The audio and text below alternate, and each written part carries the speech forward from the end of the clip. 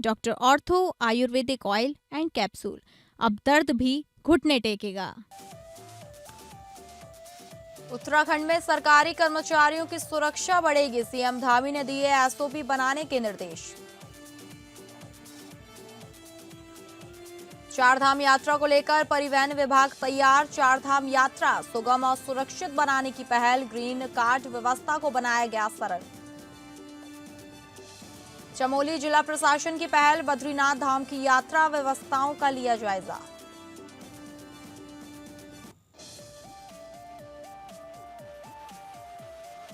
नमस्कार, आप सभी का स्वागत है उत्तराखंड बुलेटिन में और मैं हूं आपके साथ अंकिता सिंह। शुरुआत करेंगे बुलेटिन की, जहां उत्तराखंड के मुख्यमंत्री पुष्कर सिंह धामी ने सरकारी कार्यालयों और कार्यस्थलों पर अधिकारी, कर्मचारी और शिक्षकों की सुरक्षा के लिए मुख्य सचिव को एसओपी बनाने के निर्देश दिए हैं।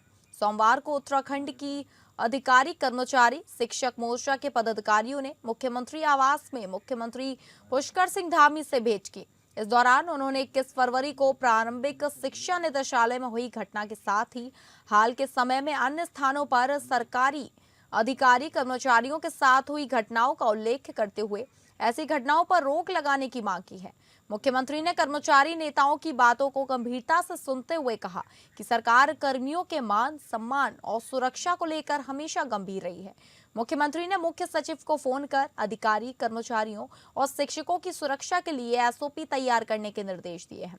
मुख्यमंत्री ने डीजीपी को भी निर्देश दिए हैं कि सरकारी कार्यालयों पर सुरक्षा के पुख्ता इंतजाम किए जाएं। इसके साथ ही इस तरह की घटनाओं पर त्वरित कानूनी कार्रवाई की जाए। उन्होंने एसएसपी देहरादून को भी शिक्षा निदेशालय में हुई घटना में शामिल दोषियों के खिलाफ नियम अनुसार कार्रवाई के निर्देश दिए हैं।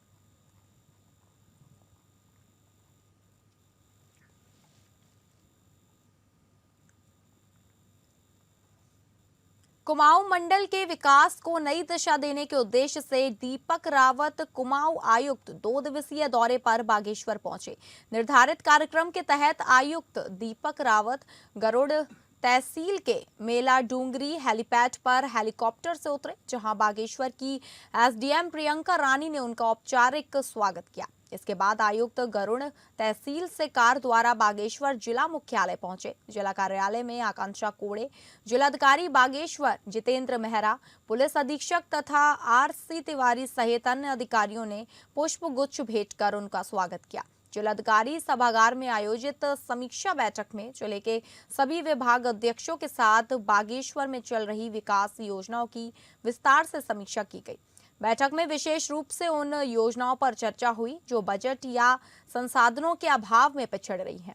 बैठक के बाद मीडिया से बातचीत करते हुए कुमाऊं आयुक्त दीपक रावत ने कहा कि बागेश्वर जिले के विकास से जुड़े सभी प्रमुख मुद्दों पर गंभीरता से विचार किया गया है। उन्होंने बताया कि जिले की सबसे बड़ी चुनौती NH 309 के निर्माण से जुड़ी है, जिसमें भूमि अधिग्रहण के मामलों पर भी गहन चर्चा हुई है। आयुक्त ने जिले की कृषि संभावनाओं पर बात करते हुए कहा कि बागेश्वर में कीवी उत्पादन के क्षेत्र में सराहनीय कार्य हो रहा है। कपकोट क्षेत्र का एक प्राथमिक विद्यालय शिक्षा के क्षेत्र में बेहतर उदाहरण प्रस्तुत कर रहा है। वहीं ग्रामीण क्षेत्रों में आज भी लोग खेती बाड़ी से जुड़े रहना चाहते हैं, जो जिले के लिए सकारात्मक संकेत है। उन्होंने ये भी कहा कि खेती के समग्र विकास के लिए विशेष ग्रांट की मांग की जाएगी और ग्रामीण स्तर पर उत्पादित कृषि उपज को बाजार उपलब्ध कराने की दिशा में ठोस रणनीति तैयार की जा रही है। अधिग्रहण के मुद्दे पर आयुक्त दीपक रावत ने स्पष्ट किया कि नियम अनुसार प्राधिकरण के तहत कार्यवाही की जा रही है। उन्होंने विशेष रूप से बागेश्वर के नगरीय क्षेत्र, खासकर मंडल सेरा में हो रहे भवन निर्माण को लेकर जनता से अपील की कि भवन निर्माण से पहले स्वीकृत नक्शा अवश्य बनवाएं और नियमों का पालन करें। कुल मिलाकर कुमाऊं आयुक्त का यह दौरा बागेश्वर के विकास को गति देने और जमीनी समस्याओं के समाधान की दिशा में एक महत्वपूर्ण कदम भी माना जा रहा है। देखिए, बागेश्वर का ये विजिट है। आज भी मैं यहाँ पे हूँ और कल भी हूँ, और अभी डिस्ट्रिक्ट लेवल पे एक बहुत ही कॉम्प्रिहेंसिव बैठक की गई, जिसमें जो रेलेवेंट मुद्दे हैं डिपार्टमेंट्स के अलग अलग, उन सब पे समीक्षा हुई, जिसमें एम्प्लॉयमेंट जनरेशन पे प्लस जो हमारे प्रोजेक्ट्स पीछे चल रहे हैं, ऐसे डिपार्टमेंट्स जिनके खर्चे की स्थिति ठीक नहीं है या तालमेल की कमी है, इन सबको देखा गया। अभी बड़ा प्रोजेक्ट यहाँ पे क्योंकि एनएच का चल रहा है, उसमें भूमि अधिग्रहण के जो मामले हैं, कहाँ पे लंबित हैं, इन सब पे चर्चा की गई। और जो अच्छा काम डिस्ट्रिक्ट में हो रहा है, जैसे कीवी के केस में, ट्राउट के केस में, एक विद्यालय कपकोट में जो बहुत अच्छा काम कर रहा है, इन सब का भी प्रेजेंटेशन डिस्ट्रिक्ट की टीम ने यहाँ पे किया। विश्व प्रसिद्ध बद्रीनाथ धाम के कपाट खुलने से पूर्व जनपद में चार धाम यात्रा की तैयारियां तेज हो गई हैं। जिला प्रशासन चमोली द्वारा जनपद सीमा के अंतर्गत कमेड़ा से बद्रीनाथ तक करीब 147 किलोमीटर मार्ग का स्थलीय निरीक्षण किया गया। निरीक्षण के दौरान कमेड़ा, गौचर, चटवा, पीपल, नंदप्रयाग, पीपल कोठी, भनेर पानी, पागल नाला, हेलंग, जोशीमठ और गोविंद घाट सहित विभिन्न स्थानों का जायजा लिया गया। इस दौरान जिलाधिकारी चमोली गौरव कुमार की पहल पर जनपद के सभी विभागीय अधिकारी और कर्मचारी बसों में बैठकर स्वयं बद्रीनाथ तक पहुंचे और जमीनी स्तर पर यात्रा व्यवस्थाओं का निरीक्षण किया। अधिकारियों ने यातायात, पेयजल, विद्युत, शौचालय और अन्य मूलभूत सुविधाओं की स्थिति का आकलन किया। जिलाधिकारी ने बताया कि 23 अप्रैल को भगवान बद्री विशाल मंदिर के कपाट खुलने की तिथि निर्धारित है। कपाट खुलने से पूर्व सभी व्यवस्थाएं पूर्ण करने के निर्देश संबंधित विभागों को दिए गए हैं। संवेदनशील और अति संवेदनशील स्तरों पर 30 मार्च तक सभी कार्य पूरे करने के निर्देश जारी किए गए हैं।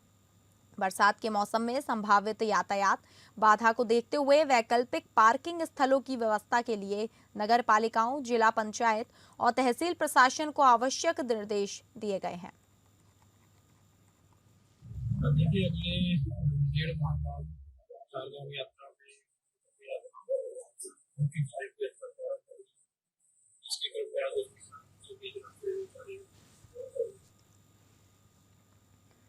चमोली के डीएम गौरव कुमार और एसपी सुरजीत सिंह पंवार ने बद्रीनाथ धाम की यात्रा व्यवस्थाओं का जायजा लेने के लिए यात्री बसों में यात्रा की। उन्होंने सरकारी वाहन छोड़कर यात्रियों की सुविधाओं को समझने के लिए यह कदम उठाया। इस दौरान विभिन्न विभागों के अधिकारी भी उनके साथ थे।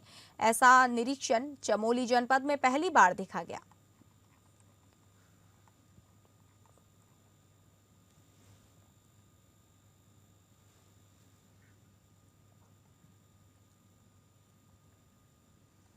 आगामी चारधाम यात्रा 2026 को सुगम और सुरक्षित बनाने के लिए परिवहन विभाग ने अपनी तैयारियां तेज कर ली हैं। यात्रा के दौरान वाहनों की सुचारू आवाजाही और सुरक्षा व्यवस्था को लेकर विशेष प्लान तैयार किया गया है। परिवहन विभाग की ओर से बॉर्डर क्षेत्रों और जनपद के भीतर कुल 7 चेक पोस्ट स्थापित किए जाएंगे, जहां वाहनों की जांच और दस्तावेजों का सत्यापन किया जाएगा। इसके साथ ही ग्रीन कार्ड व्यवस्था को और अधिक डिजिटल और सरल बनाया गया है। ग्रीन कार्ड सॉफ्टवेयर में कस्टमाइजेशन का कार्य लगभग पूरा हो चुका है। इस बार श्रद्धालुओं और वाहन स्वामियों को 2 नई सुविधाएं दी जा रही हैं। पहले की तरह नेट बैंकिंग के माध्यम से ऑनलाइन भुगतान की सुविधा उपलब्ध रहेगी। इसके अलावा ग्रीन कार्ड बनते ही संबंधित व्यक्ति को व्हाट्सएप और एसएमएस के माध्यम से लिंक भेजा जाएगा, जिससे वह अपना ग्रीन कार्ड आसानी से डाउनलोड कर सकेगा।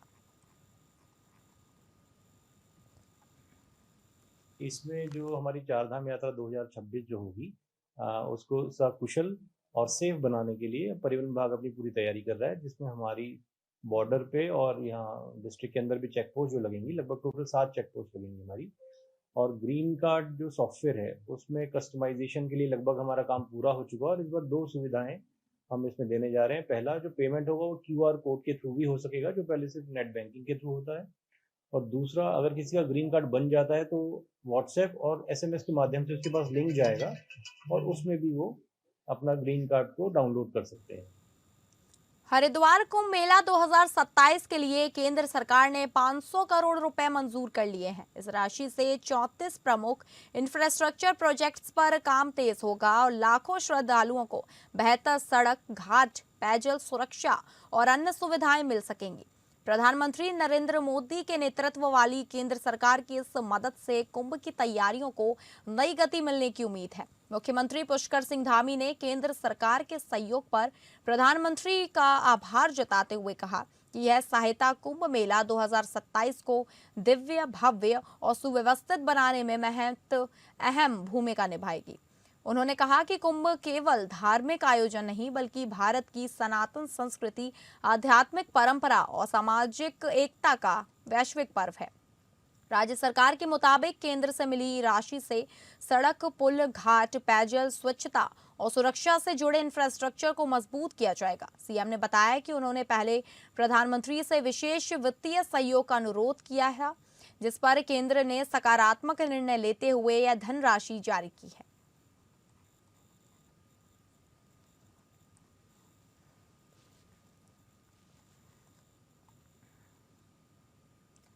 उत्तराखंड सतर्कता अनुष्ठान की टीम ने छापेमारी कर डाटा क्लर्क प्रमोद सेमवाल को 20,000 रुपए रिश्वत लेते पकड़ा। बंद कंपनी के टैक्स निस्तारण के नाम पर पीड़ित से रिश्वत मांगी जा रही थी। शिकायत पर सतर्कता टीम ने जाल बिछाकर कार्रवाई की। पूछताछ में पता लगाया जा रहा है कि घूसखोरी का नेटवर्क और कर्मचारियों तक फैला है या नहीं।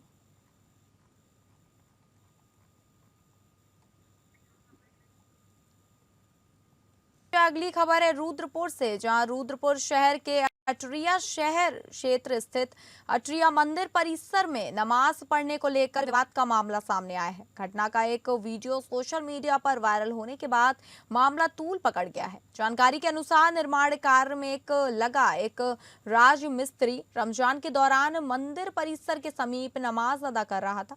आरोप है कि इसी दौरान मंदिर कमेटी के सचिव अरविंद शर्मा ने उसे वहां नमाज पढ़ने से रोका। इस बात को लेकर दोनों पक्षों में कहासुनी हो गई, जो आगे बढ़कर हाथापाई में बदल गई। घटना के विरोध में मुस्लिम समाज के लोग बड़ी संख्या में सिडकुल चौकी पहुंचे और संबंधित पदाधिकारी के खिलाफ कार्रवाई की मांग की।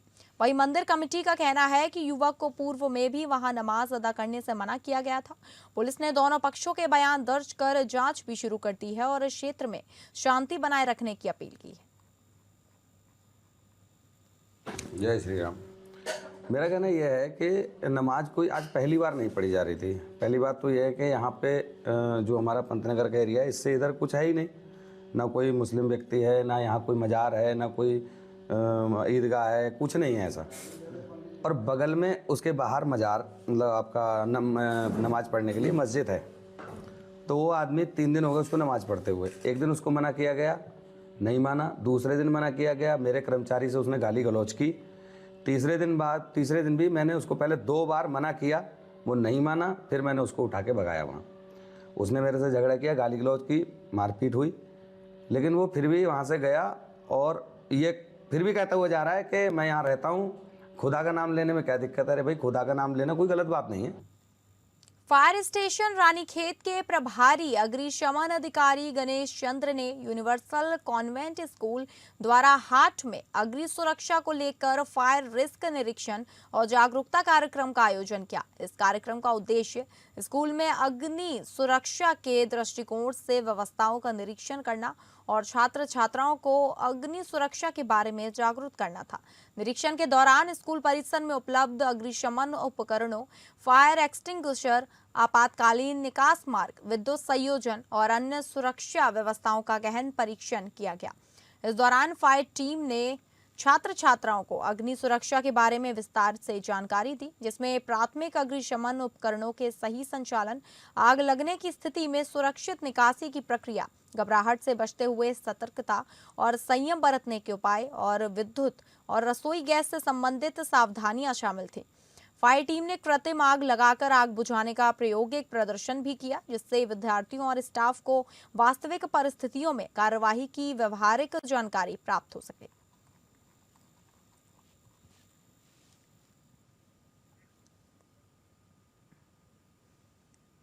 गढ़वाल पुलिस ने 15 फरवरी से पूरे क्षेत्र में व्यापक सत्यापन अभियान की शुरुआत की गई है। आईजी गढ़वाल राजीव स्वरूप ने जानकारी देते हुए बताया कि इसका पूरा प्रारूप जनपद प्रभारियों को सौंपा जा चुका है। इस अभियान में आश्रम, धर्मशाला, होमस्टे, जिम, स्पा, हॉस्टल, शिक्षण संस्थान, रेहड़ी पटरी वाले और जोमैटो, स्विगी जैसी कंपनियों के डिलीवरी कर्मचारी सभी जांच के दायरे में हैं। किराएदारों का सत्यापन भी इसी अभियान का हिस्सा है। उत्तराखंड में तीर्थ स्थलों और पर्यटन की वजह से बाहरी लोगों की आमद साल भर बनी रहती है। ऐसे में यह अभियान जरूरी था। खासतौर पर फूड डिलीवरी कर्मचारियों को शामिल करना अहम माना जा रहा है, क्योंकि ये रोजाना सैकड़ों घरों तक पहुंचते हैं और इनका अब तक कोई सत्यापन तंत्र नहीं था। देखिए, जैसा आप सभी अवगत हैं कि हमारे उत्तराखंड पुलिस का, हमारे शासन का फर्स्ट प्रिंसिपल है ज़ीरो टॉलरेंस अगेंस्ट क्राइम। विगत कुछ दिनों में जो क्राइम बढ़ा था, उसको एक अपवाद के रूप में ये क्राइम अचानक पिछले 15-20 दिन में बढ़े थे।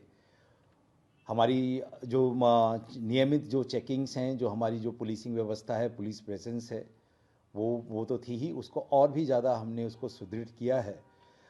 और इसी परिप्रेक्ष्य में गढ़वाल परिक्षेत्र में एक व्यापक चेकिंग अभियान जो है, चेकिंग और वेरिफिकेशन अभियान जो है, उसकी शुरुआत की गई है 15 फरवरी से।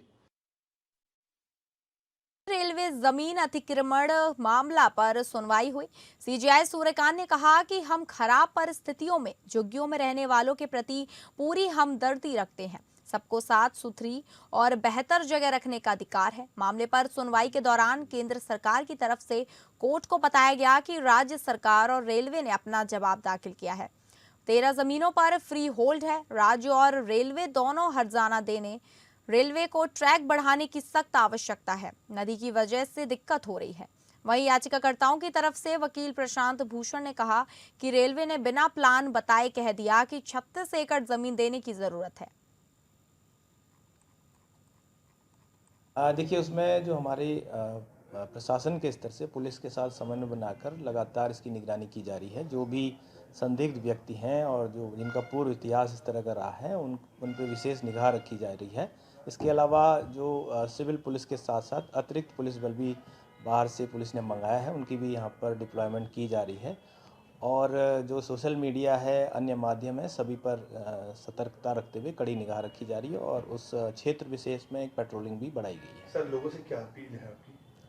देखिए, हमारा सभी से ये कहना है कि मामला माननीय सर्वोच्च न्यायालय में लंबित है और ये एक न्यायिक प्रक्रिया है और न्यायिक निर्णयों का सर्वोच्च सम्मान करना हम सबका नैतिक दायित्व भी है और उसका अनुपालन भी हम सबको करना है। और सभी से हम ये अनुरोध करते हैं कि वो कानून व्यवस्था पर जो है किसी प्रकार की स्थिति उत्पन्न न हो, इसके लिए आवश्यक है कि वो अफवाहों पर ध्यान न दें और जो भी पुलिस के द्वारा, प्रशासन के द्वारा दिशा निर्देश दिए जाते हैं, उनका पालन करें। हल्द्वानी में दो नहरिया के पास विधायक सुमित हृदयेश और कांग्रेस के वरिष्ठ नेता ललित जोशी के नेतृत्व में स्थानीय लोगों ने शहर में निर्माण कर रही कार्यदायी संस्था यूयूएसडीए के लापरवाही के खिलाफ एक दिवसीय धरना प्रदर्शन किया। इस दौरान विधायक सुमित हृदयेश ने कहा कि वर्तमान समय में हल्द्वानी शहर पूरी तरह से खुदा हुआ है और विभागीय लापरवाही की वजह से लोगों को अपनी जान गंवानी पड़ रही है। लोक निर्माण विभाग, सिंचाई विभाग, पेयजल विभाग और यूयूएसडीए में किए किसी प्रकार का कोई समन्वय नहीं है। इस वजह से पूर्व में एक मासूम बच्चे की भी मौत हो चुकी है और रविवार को एक बुजुर्ग की दर्दनाक मौत हुई। विधायक ने पुलिस महकमे पर भी सवाल उठाए कि आखिर किसकी परमिशन से दिन में ओवरलोड ट्रक नो एंट्री में चल रहे हैं, जबकि हेलमेट ना पहनने पर पुलिस दिन भर चालान करती है, लेकिन ओवरलोड बड़े बड़े ट्रक पुलिस को दिखाई नहीं देते। स्थानीय लोगों ने भी चेतावनी दी कि अगर जल्द प्रशासन ने इस पर सारी व्यवस्थाओं को दुरुस्त नहीं किया तो क्षेत्र की जनता सड़क पर उतरकर उग्र आंदोलन करने को बाध्य होगी।